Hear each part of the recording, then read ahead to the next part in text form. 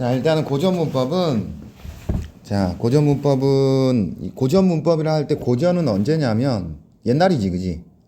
근데 여기 크게 중세가 있고 근대가 있고 현대가 있어. 그래서 보통 중세라고 할 때를 15세기야. 이때 훈민정음이 창제됐거든. 그래서 요때가 기준이야. 15세기가 기준이라고. 15세기 기준으로 문법 공부를 하고 이게 근대로 넘어가면서 어떻게 변하는지를 볼 거야. 응? 근대 현대로 넘어가면서. 그러니까 공시적 통시적이다 이렇게 얘기를 하는데 우리가 비문학 할 때 통시적이란 게 뭐니? 시간의 흐름이었지, 그지?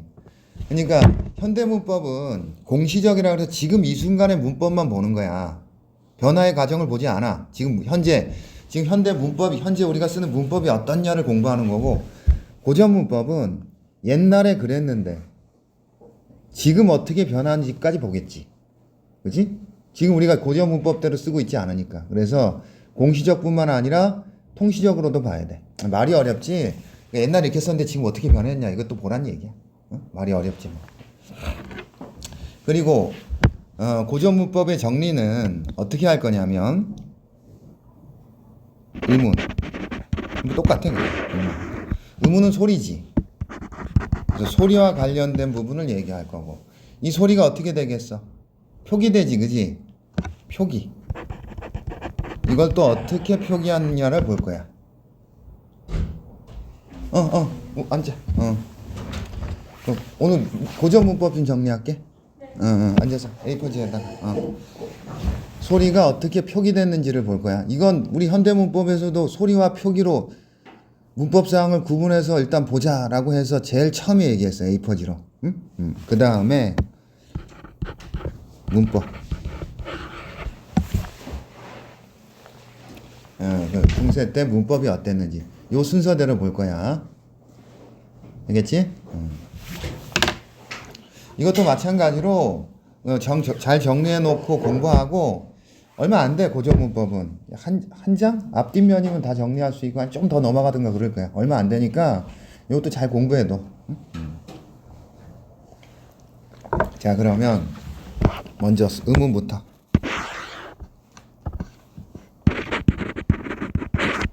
의문은 말 그대로 소리지, 그지? 소리인데 이렇게 크게 나눠 놓고 의문은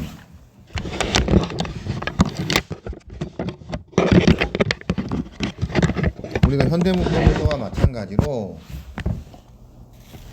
분절 의문과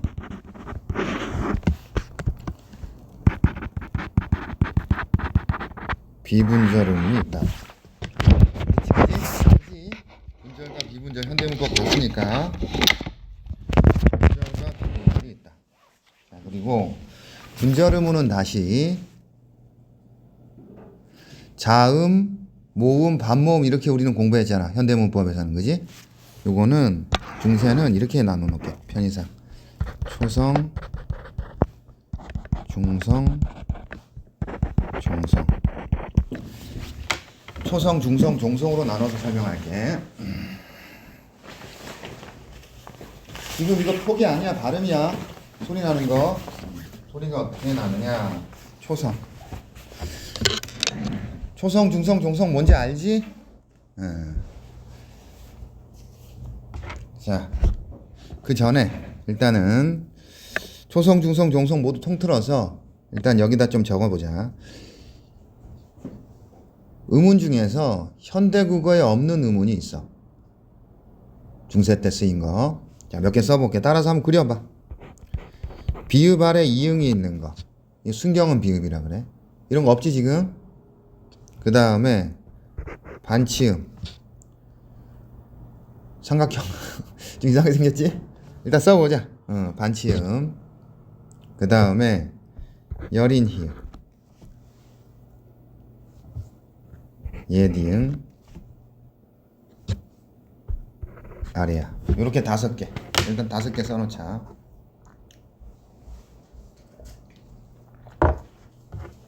요게 지금은 없는데 이땐 있었어. 일단 써놔봐. 그 다음에 우리가 중세문법을 볼 때는 통시적으로 보자 그랬지. 말이 어려워서 통시적이지. 어떻게 변하는지를 보라고. 고등학교 교과서 가서 세종어지 훈민정음 배워도 중세 때 어떤 문법사항이나 어휘가 현대오면서 근대오면서 어떻게 바뀌었는지 그런 거 정리해서 공부할 거야 아마. 자, 그러면 순경은 이거 처음에 이제 비읍 밑에 이응이 있는 거 순경은 비읍이라고 하거든. 요게 어떻게 바뀌냐면 현대로 오면서 좀 써보자. 오 또는 우로 바뀌어. 오 또는 우로. 순경은 비읍이. 순경은 비읍이 오 또는 우로. 이게 뭐냐면 이게 예를 좀 들어볼게. 우리 현대문법 할 때 덥다, 덥고 더버 했었지. 더버가 아니라 더워가 된다 그랬지. 봐봐. 덥다 있지. 덥고 이땐 이어적기 했거든. 이따가 얘기할 거야. 더버가 되면 비읍이 뒤로 빠져. 그래서 이렇게 됐어. 생긴 비슷하지? 이게 더버가 됐다고. 중세 땐 더버라고 썼어. 근데 이게 뭐로 바뀌었어? 오나 우로 바뀌었지. 그러니까 이 더버였던 것이 이게 뭐로 바뀌었을까? 우로 바뀌어서 더워가 된 거야. 그러니까 순경은 비읍이 없어진 현대 국어의 흔적이 비읍 불규칙이야. 아름답, 워, 버가 아니고 워 이런 거. 그 다음에 시옷은 그냥 없어진다. 찬찬히 얘기할게요. 시옷은 없어진다. 시옷은 사라져. 아니 반치음은 사라져. 시옷이 아니고 반치음. 예를 들어서 짓다. 이것도 마찬가지다. 짓고 이어적으면 지저. 응? 모음과 만나면 반치음이 되는데 이게 어떻게 됐을까? 이게 없어져서 지어가 되는 거. 시옷 불규칙의 이유야. 반치음은 없어지는 거야. 자, 여린 히읗도 없어지고 그 다음에 예디응이라고 하는데 예디응은 뭐라고 쓰냐면 초성에서 없어진다. 이렇게 써봐. 초성에서 없어진다. 예디응.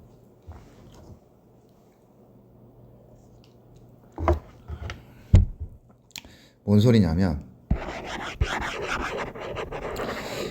자, 예디응이 초성에서 없어졌다는 얘기는 중세 때는 이응이 초성에서 음가가 있었을까 없었을까? 있었으니까 근대로 오면서 없어졌겠지. 지금 요 화살표는 근대로 오면서 없어진다는 얘기야. 그러니까 근대로 오면서 초성에서 음가가 없어졌다는 얘기는 중세 때는, 즉 15세기 때는 예디응이 초성에서 음가가 있었다는 얘기야. 그러니까 예를 들어서 뭔 소리냐면 부억할 때 15세기 때는 이렇게 썼으면 부억 의문이 몇 개니 이거? 의문이 몇 개? 중세 때는 15세기에는 3개였어. 응? 근데 지금 현대는 부억할 때 하면 이거 의문이 몇 개야? 초성이 인거가 없으니까 2개라고. 무슨 얘기인지 알겠지? 응. 그 다음에 아래아는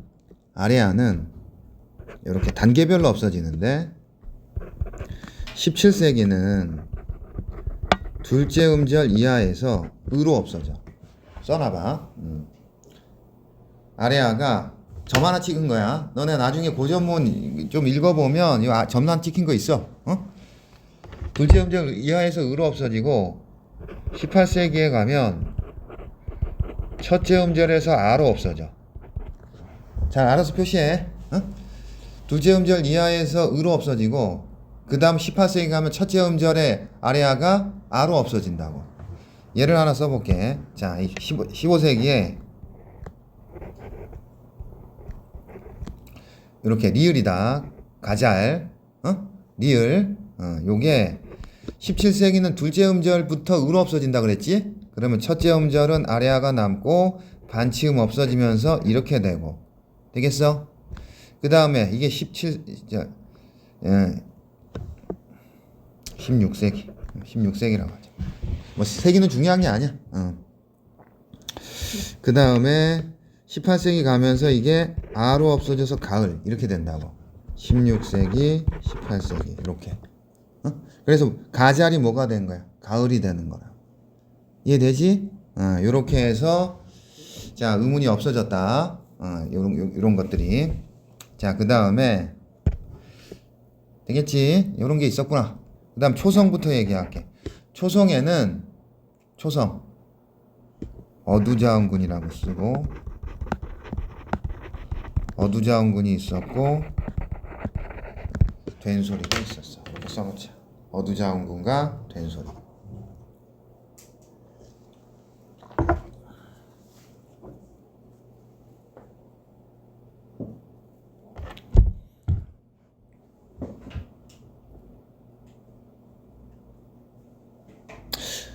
어두자운군은 어두는 단어의 첫머리야. 어말은 뭐라 그랬지? 단어의 끝이라고. 그러면 어두자운군이라는 것은 자음군은 뭐겠니? 자음의 무리거든. 그러면 중세 때는 어두에 자음군이 왔어. 어두에. 초성에 자음군이 왔다고. 이게 어두자음군이야. 봐봐. 어두 단어의 첫머리에 자음군 자음의 무리가 온다. 됐지? 예를 들면 이런 거. 비읍 디귿. 그 다음에 중성은 아래하야. 되겠어? 이런 게 어두자음군이야. 그 다음에 된소리도 있었다고. 아마 이제 추정하되 고대에는 된소리가 없다가 중세부터 이제 된소리가 생겼다 이 얘기야. 된소리 지금도 있잖아. 된소리. 어두자음군과 된소리. 현대국어는 물론 자음군이 오진 않지만 겹받침이 어디에 있어? 이 비읍 디귿 이렇게 자음의 무리가 어디에 나와? 종성에 나오지. 물론 종성에는 없어. 사실은 받침이 있는 거지. 종성은 아니야. 맞지? 사실은 이게 이제 잘 이해하라고. 요런 거 비읍 시옷. 비읍 시옷에 그러니까 비읍과 시옷이라는 자음 무리가 오지만 실제 소리는 비읍만 나잖아. 이게 자음군 단순화해서. 이런 게 중세 때는 첫머리에 있었다고. 이게 어두자음군이야. 말 알아도 어두자음군.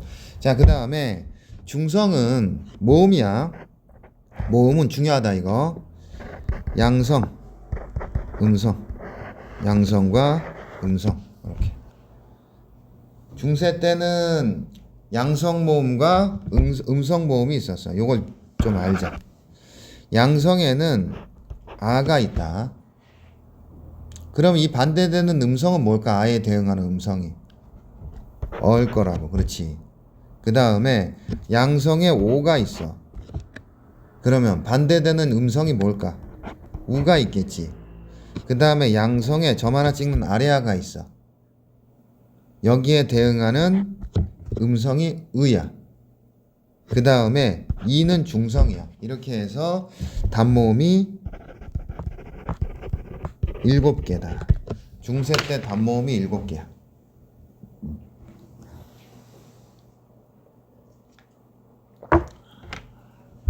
여기서 단모음 7개에서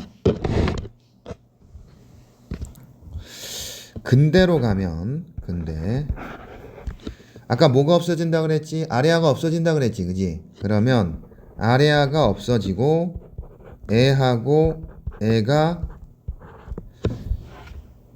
플러스 하면 좀 애매한가? 들어와. 동그라미 칠게. 그러니까 아래아가 없어지고 애하고 애가 단모음에 포함된다고. 하나 빠지고 2개 생겼지. 그럼 근대는 몇 개겠어? 7개에서 하나 빠지고 2개 생겼으니까 8개야. 아래아 없어지고 애하고 애가 단모음에 포함돼. 그럼 다시 말하면 중세 때는 애하고 애가 이중모음이었단 얘기야. 세종어제 훈민정음에서 애나 애가 나오면 아이, 어이 이렇게 소리 냈어. 애가 아니고 이중모음으로 소리 냈다고. 에? 그러면 이제 근대 때는 8개가 되고 현대에 오면은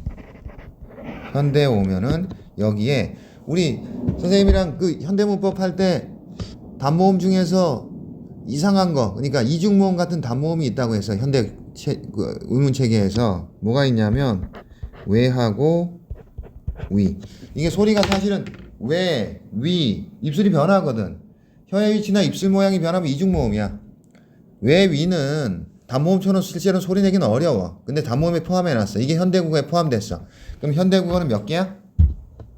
단모음이 10개가 되지. 현대국어에서 이렇게 요런 변화로 현대국어의 단모음이 10개가 된 거다.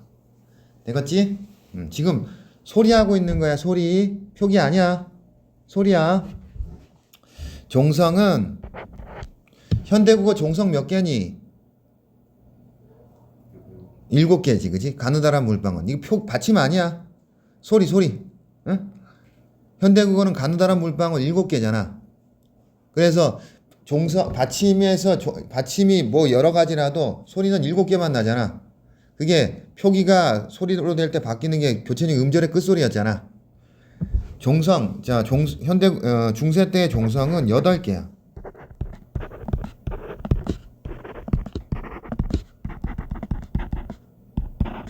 이렇게 8개라고. 종성이 8개. 중세 때는 8개야. 8개라고. 이 얘기는 무슨 소리냐면, 예를 들어서 요것하고 요것의 소리가 같아달라? 못하고 못의 소리가 중세 때는 다르다. 구분이 됐다는 얘기야. 종성의 시옷하고 종성의 디귿의 소리가 달랐다. 이해돼? 8개야. 팔종성이라 그래. 됐지? 자, 그 다음에 중세 때는 비분절 의문이 있었어. 현대국어의 비분절 의문은 뭐가 있지? 소리의 길이가 있었잖아, 그지? 눈하고 눈. 중세 때는 소리의 길이가 아니고 여기다 쓰자. 성조. 비분절 의문으로서 성조가 있었어. 이거 성조는 뭐냐면 높낮이야. 그러니까 소리의 높낮이로 의문이니까 단어의 뜻이 구분됐다고. 되겠지? 네. 자, 이 성조는 다시 뭐가 있냐면 평성, 거성, 상성. 평성, 거성, 상성 이렇게 있어. 평성은 낮은 소리야. 거성은 높은 소리고 상성은 낮았다 높아지는 소리. 이걸로 단어의 뜻이 구분됐다고. 우리가 현대국어에서 눈과 눈이 뜻이 구분되듯이. 의문이 뭐였지? 의문이 뜻을 구별하는 최소단위였잖아, 그지? 그러니까 중세 때는 비분절 의문인 성조가 단어의 뜻을 구분했다고. 그렇지? 그리고 이 상성이 현대국어의 장음이 돼. 장음.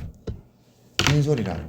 그러니까 옛날에 눈 이랬던 게 현대국어의 눈이라고, 하늘에서 내리는 눈이라고 길어진 거라고. 그걸로 흔적이 남아있는. 되겠지? 자, 그 다음에 중세국어의 의문현상. 중세 때 의문현상은 어떻게 얘기할 거냐면 요렇게 잘 지켜지다가 근대에 가서 깨진 게 있고 사라진 게 있어. 중세 때는 잘 지켜지다가 근대 이후로 가면서 사라진 게 있고, 그 다음에 반대로 중세 때는 없다가 근대부터 새로 생긴 의문현상이 있어. 요 두 개로 구분해서 알아도. 자, 일단은 중세 때 잘 지켜지다가 근대 이후에 사라진 것은 의문현상 중에서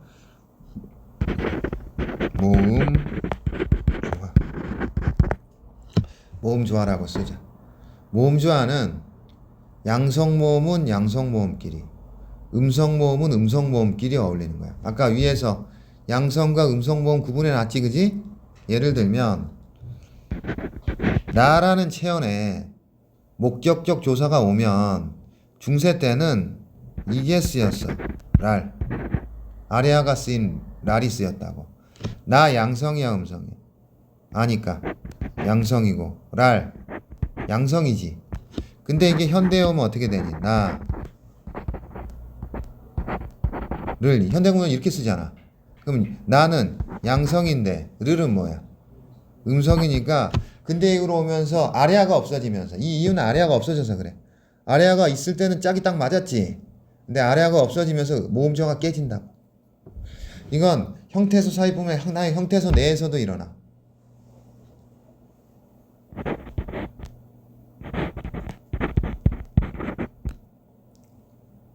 사는 양성이니 음성이니? 양성이고 3 양성이니까 모음조가 지켜졌지. 근데 현대국어 오면서 4 스미 되지. 그러면 양성에 뭐가 돼? 음성이 되니까 현대국어로 오면서 어떻게 돼? 모음조화가 깨진다. 중세 때 잘 지켜지다가 현대 오면서 깨진 건 모음조화고, 알겠지? 반대로 중세 때는 없었는데 현대국어로 오면서 새로 생기는 의문 현상들이 있어. 세 가지가 있다.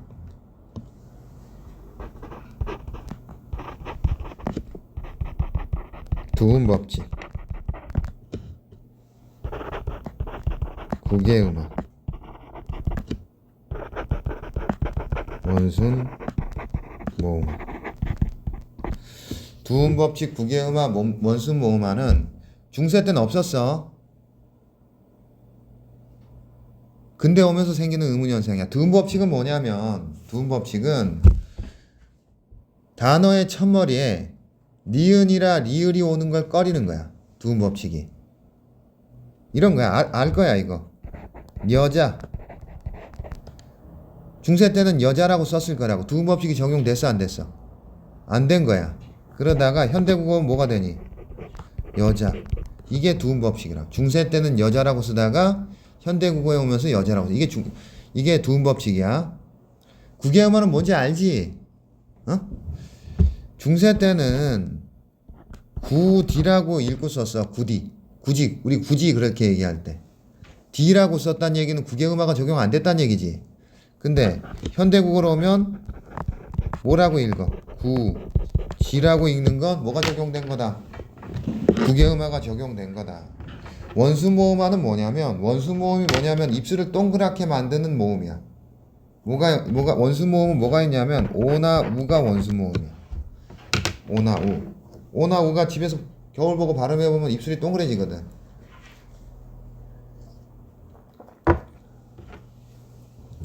예를 들면 워터, 물을 중세 때는 이렇게 쓰고 읽었어. 물. 으니까 평순 모음이거든. 입술이 평평한 모음인데 이게 근대로 가면서 뭐가 될까? 요래 된다고. 우로 입술이 동그래져. 원순 모음은. 요 세 가지가 근대엔 없다가 아니죠. 중세엔 없다가 근대 가면서 새로 생기는 의문 현상. 되겠니? 응.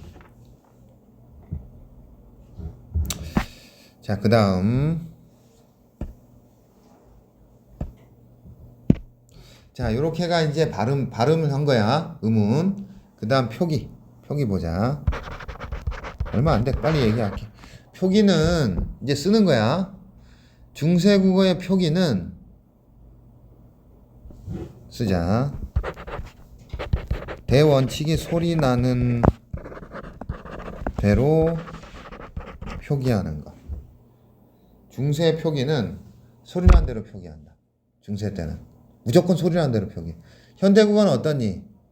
소리 나는 대로 표기하고 또 어법에 맡겨도 표기하지. 근데 중세 때는 무조건 소리 나는 대로 표기한다고. 자, 이걸 바탕으로 해서 자, 뭘 써보냐면 이어적기, 거듭적기, 끊어적기에서 이어적기는 가령 G 플러스 2라고 할 때 이어적기는 이렇게 적어. 이렇게. 거듭적기는 거듭해서 적는 거야. 끊어적기는 요래 적는다고. 이렇게. 그럼 중세 때는 어떻게 적었을까? 소리 나는 대로 표기하니까 요렇게 적었겠지. 소리 나는 대로 표기하니까 이어적기 했겠지. 근데 이로 오면서 거듭적기, 끊어적기 나오는 거야. 중세 때는 이어적기 했어. 왜? 소리 나는 대로 표기했으니까. 이해되지? 그 다음에 자, 표기도 세 가지. 초성의 표기부터 얘기할게. 초성. 응? 초성은 자음이겠지, 그지? 자음에 대한 표기는, 자, 초성 자음에 대한 표기는 일단 표기 좀 깊이 들어가는 걸 수도 있는데 요걸 좀 써놓자. 병서와 연서가 있어. 자음 표기다. 병서와 연서가 있어. 병서는 뭐냐면 자음을 가로로 나란히 쓰는 거야. 연서는 자음을 세로로 나란히 쓰는 거라. 가로로 나란히 쓰는 것과 세로로 나란히 쓰는 것. 이 병서는 지금 현대국어도 하고 있지? 어? 그 중에서 각자병서와 합용병서가 있는데, 각자병서와 합용병서. 각자병서는 가로로 쓰되 같은 걸 나란히 쓰는 거야. 같은 거. 이 각자병서야. 그 다음에 합용병서는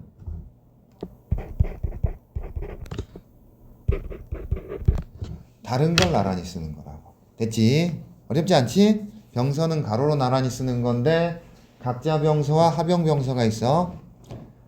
각자병서는 같은 걸 나란히 쓰는 거고 합용병서는 다른 걸 나란히 쓰는 거야. 자, 어두자운군.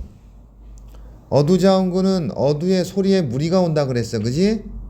근데 중세는 표기를 어떻게 한다고? 소리 나는 대로 표기한다 그랬어. 그지? 그러면 요거는 어두자운군을 합용병서로 표기한 거야. 무슨 얘기인지 알겠지? 그러면 초성에 비읍 디귿이 왔으면 소리는 어떻게 날까? 비읍 디귿 두 개 난다고 얘기를 해야겠지. 현대국어로는 우리 입장에서 뭔가 잘 이해되지 않지만 비읍 디귿이 다 소리 난다고 얘기해야지. 왜? 이때 표기를 어떻게 했어? 소리 나는 대로 표기했으니까. 소리 나는 대로 표기했으니까 비읍 디귿으로 표기했다는 얘기는 소리가 비읍과 디귿이 다 났을 거다 라고 추정하는 거야. 되겠지? 그 다음에 시옷을 앞세운 합용병서에는 된소리라고 쓰자. 이걸 시옷계 합용병서라고 쓰죠. 시옷으로 시작되는 합용병서. 이것은 어두자운군이 아니고 된소리야. 어두자운군은 자음에 무리가 오는 거고 된소리는 현대국어에 된소리 있잖아. 그러니까 현대국어는 된소리를 어떻게 표기하니? 각자병서로 표기하지. 그치? 근데 중세 때는 된소리를 시옷으로 시작하는 합용병서로 표기했다고. 그러니까 시옷 디귿은 쌍디귿이야 현대국어에. 뒤에 걸 된소리 내면 돼. 시옷계 합용병서가 된소리다. 이렇게 이해해 두자. 그 다음에 중성 그렇고 종성. 종성이 아까 몇 개라 그랬지? 종성이 8개니까 받침이 몇 개겠어? 받침도. 받침 몇 개? 8개겠지. 종성이 8개니까 받침도 8개지. 왜? 소리 나는 대로 표기하니까. 종성이 8개니까 받침도 8개라고. 현대국어는 어때? 종성이 7개인데 받침은 웃음이 많잖아. 겹받침도 있고 뭐도 있고 많잖아. 이거 받침도, 요걸 뭐라고 하냐면 받침을 8개 쓰는 것을 팔종성 가로 열고 표기법.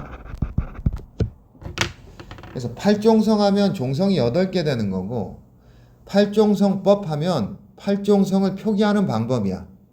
받침 몇 개 쓰는 거 8개로 표기하는 법이라고. 법이 붙으면 표기야. 법이 안 붙고 팔종성 하면 종성이 8개란 얘기고 팔종성 법 하면 표기법이라고. 되겠니? 자, 그 다음에 이게 이제 분절음문에 대한 표기고, 그 다음에 아까 분절음문 말고 뭐 있었어? 비분절음문이 있었지. 비분절 의문에 뭐가 있다 그랬지 아까? 성조가 있다 그랬지? 성조는 뭐가 있었어 아까? 다시 되새겨보자. 뭐? 평성, 거성, 상성 이렇게 있었지. 평성은 낮은 소리, 거성은 높은 소리, 상성은 낮았다 높아지는 소리인데 이건 소리고 이걸 어떻게든 표기를 해야 될 거 아니야. 그지? 표기를 어떻게 했냐면 여기가 이걸 글자라고 치면 글자 왼쪽에다가 점을 찍는 거야. 그걸 방점이라 그래. 여기 방점이라고 쓰죠. 글자 왼쪽에다가 방점을 찍어. 오른쪽이 아니야. 왼쪽에다 점을 찍는데 평성은 점을 안 찍어. 거성은 점을 하나 찍어. 상성은 점을 2개 찍는다고. 응? 이렇게 써놔. 글자 왼쪽에다가. 성조는 방점으로 표기하는 거야. 자, 요거까지만 하고 잠깐 5분 정도만 쉬었다가 문법 설명할게. 글자 왼쪽에다가 방점을 찍는데 평성은 점을 안 찍는다고. 거성은 점을 하나 찍고 상성은 점을 2개 찍어. 예를 들어서 세정호제 훈민정음에서 나, 랍, 말, 싸, 미 이렇게 하면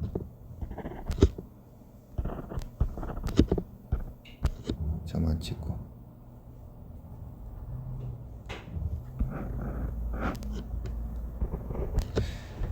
그러면 나는 글자 왼쪽에 점 찍는다 그랬어.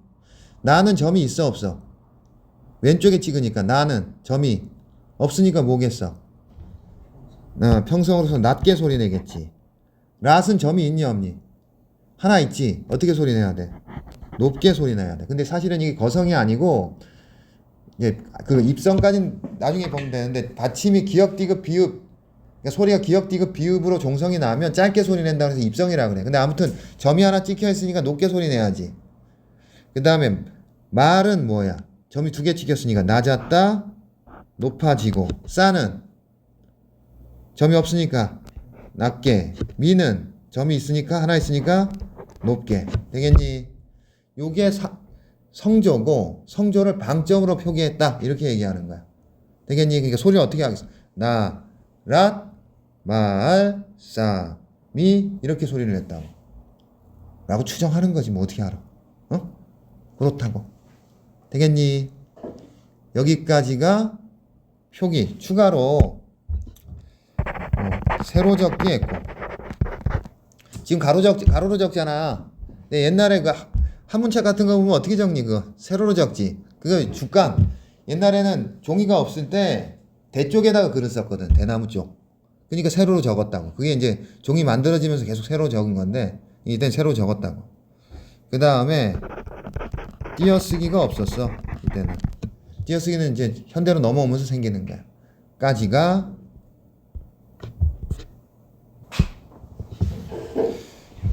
자, 그 다음 문법도 얼마 안 돼. 이제 문법 정리해보자. 그러니까 고정문법은 지금 3파트로 정리하고 있지. 의문, 표기, 문법 이렇게 해서 정리해두면 된다. 자, 문법에서는 먼저 조사를 정리하자. 조사는 먼저 주격조사부터. 주격조사.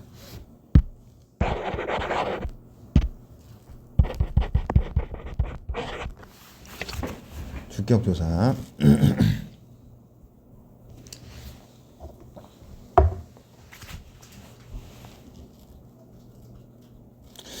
자, 중세 때 주격조사는 현대국어는 주격조사 뭐 있니? 이가 깨서 있잖아. 알고 있지? 그러니까 높임 주격조사 빼고 이하고 가가 있어. 응? 근데 중세에는 뭐만 있냐면 주격조사가 이만 있어. 가는 없다. 가는 근대부터 생겨. 이만 있다. 일단 이렇게 알아도. 그리고 이 주격조사가 붙는 양상이 3가지 경우가 있어. 자, 이렇게 정리하자.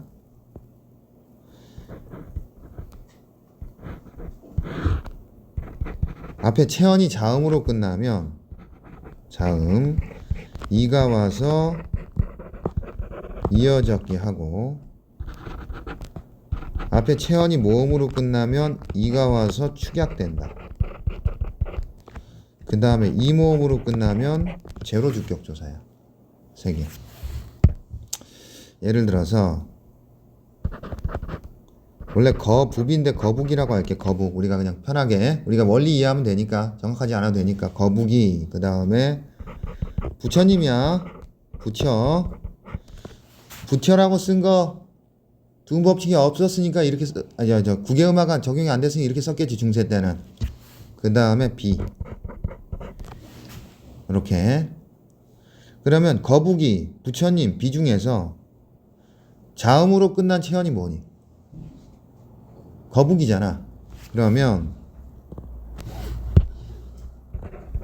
거북에 뭐가 와서? 이가 와서 어떻게 적었을까? 거북이. 이렇게 적었을 거라고. 주격조사가 이가 온 거야. 원래는 거부비라고 했어, 중세 때는. 받침 비읍이었다고. 그냥 알아보기 쉽게 이렇게 편의상하고. 그 다음에 부처는 이게 모음으로 끝났잖아, 그지? 그러면 이게 오는 거야, 이게 와서 축약돼서 부태 이렇게 썼을 거라고, 주격조사가. 그 다음에 비는 우리 비가 온다 할 때, 우리는 현대국에서는 비가 온다 해서 주격조사 가가 쓰이잖아, 그치? 근데 이때 주격조사 가 있었어, 없었어? 없어서 이때는 비에는 주격조사를 안 썼다고. 비 온다 이렇게 썼을 거라고. 주격조사를 생략했다고. 되겠니? 이게 주격조사야. 됐지? 그 다음에 목적격 조사에는 현대국어에 을을 있잖아, 그치? 마찬가지로 중세 때도 을이나 을이 있을 텐데, 을이 있겠지, 그치? 근데 을이 있으면 뭐도 있어야 돼, 모음조화 때문에. 알도 있어야 돼. 을이 있으니까 뭐도 있었을까? 랄도 있어야 된다고, 모음조화 때문에. 현대국어는 모음조화 없어졌으니까 그냥 을만 쓰는데, 이때는 알랄까지 있었을 거라고. 그 다음에 랄은 리을로 그냥 통일해 쓰기도 했어. 요렇게 목적격 조사는 이렇게 있었다. 되겠지?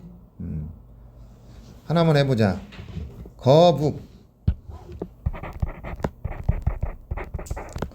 거북은 앞에 자음이 앞말이 자음으로 끝났으니까 을이 와야 돼, 르이 와야 돼.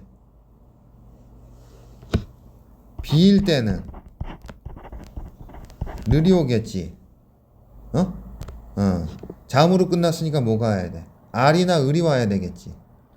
근데 우가 뭐야? 양성이야, 음성이야? 음성이지. 그러니까 뭐가 와? 알이 와, 을이 와? 을이 와서 거북을 뭐 이렇게 했을 거라고. 이해되니? 되겠어? 그 다음에 조사에서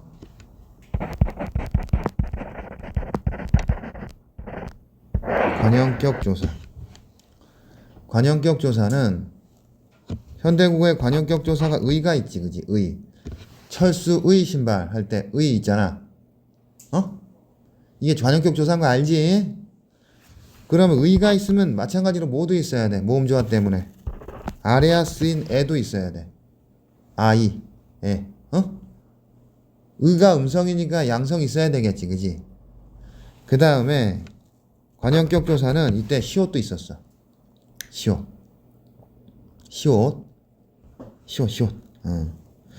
그래서 예를 들어서 자, 요 애 또는 의는 쓰자. 평칭의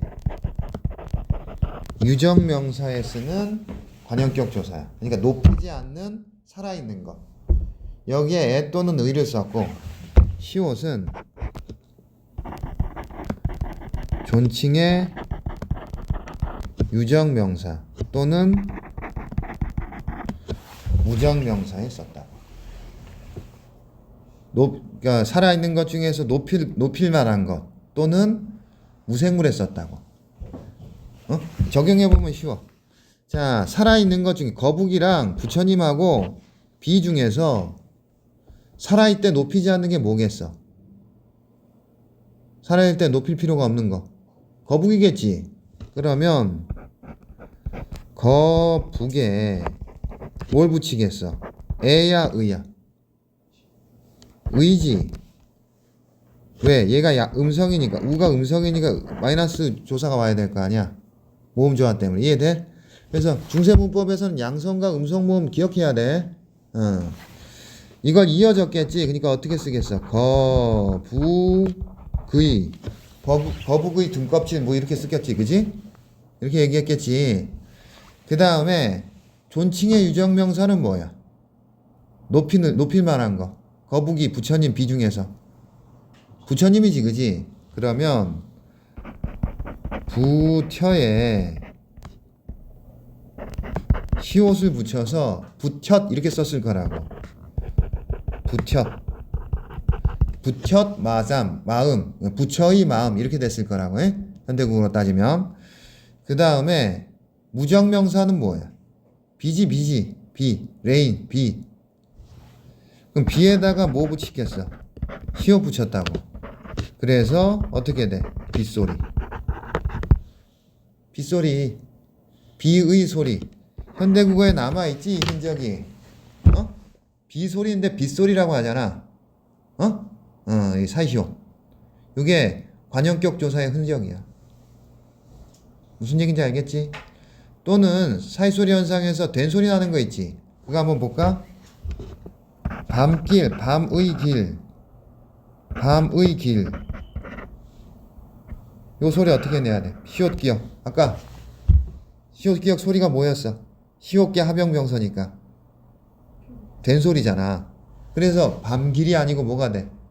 밤길이 되는 거. 밤길. 지금 사이소리 현상. 이게 중세 때 시옷이 현대국어에 흔적으로 남아있는 거야. 알겠지? 자, 조사했고. 그 다음에 높임 표현.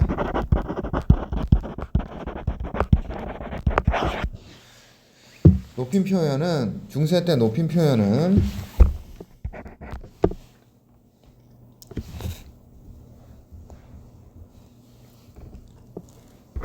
선어말음이라고 쓰죠. 중세의 높임 표현은 주체, 객체, 상대 모두 다 선어말음이를 써서 높였어. 현대국어는 선어말음이 쓰는 게 뭐예요? 주체, 객체, 상대 중에서 주체만이잖아. 선어말음이 시. 근데 중세 때는 주체, 객체, 상대 선어말음이로 다 높였다고. 선어말음이는 예를 들면 이렇게 쓸 거야. 가로금이 무슨 뜻이야? 요 말 앞에도 붙고 뒤에도 어떤 말이 붙는다. 이게 선어말음이의 표시거든. 주체, 객체, 상대. 주체 높임 선어말음이는 시 또는 샤다. 이건 뭐 현대국어랑 비슷하지? 샤는 뒤에 모음이 올 때 샤가 붙는 건데 아무튼 현대국어랑 똑같아. 시 또는 샤. 시 또는 샤. 객체 높임은 삽, 잡, 삽. 요게 상황에 따라 삽, 잡, 삽 요것 중에 선택돼서 왔다고. 셋 중에 하나가. 그 조건들은 외울 필요까지는 없어. 아무튼 절에 생긴 거 있지. 삽, 잡, 삽. 요게 객체 높임 선어말음이구나 정도만 알고 있어. 아무튼 객체도 선어말음이를 통해 높였구나. 예를 들어서 하나만 써볼게.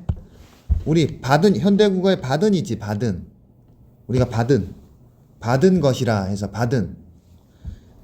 그럼 받다야 그러면 어미가 현대국어는 은이잖아. 은. 근데 중세에 뭐가 와야 돼? 다 모음조화야. 뭐가 와야 돼? 은이 와야 돼? 안이 와야 돼? 이게 양성이잖아. 그러니까 어미도 모음조화 지켜서 이렇게 온다고. 현대국어는 모음조화 안 지켜니까 받은 이렇게 쓰겠지. 근데 이때는 받안 이렇게 쓰는데 부목계 받은 하면 현대국어는 그냥 받았다 받은 이렇게 쓰겠지만 중세 때는 뭘 썼어? 선어말어미를 썼다고. 객체 높임에 부목계 받았다면 부목계가 부사어잖아. 어? 그러니까 객체잖아. 객체 높임에 선어말어미를 잡을 쓴다고. 요렇게. 요게 객체 높임 선어말어미야. 그래서 어떻게 쓰냐면 받자 이어 적으면 이렇게 받자번 이렇게 썼다고. 글씨가 좀 이상하지? 이어 적었으니까 비읍을 뒤로 빼면 돼. 어? 뒤로 빼는데 이응은 남겨놓으니까 순경은 비읍이 된 거야. 이렇게 썼다고. 그러면 너네가 중세 문법을 풀 때 요렇게 해서 이게 객체 높임 선어말어미구나를 찾아내야 돼. 아, 지금 뭐 어려워 보이는데 그렇게 어렵지 않아. 아무튼 뭘 알아두면 된다. 객체도 뭘 통해서 높였다? 선어말어미를 통해서 높였다. 중세 때는. 응? 상대 높임은 이 또는 it은 의문문일 때 it부터. 의문문. 이 상대 높임도 이 또는 it이라는 선어말어미야. 이것도 선어말어미를 통해 높였구나. 이렇게 알아두면 돼. 일단 이렇게 알아둬. 어? 그 다음에 하나 더 하자. 높임 표현.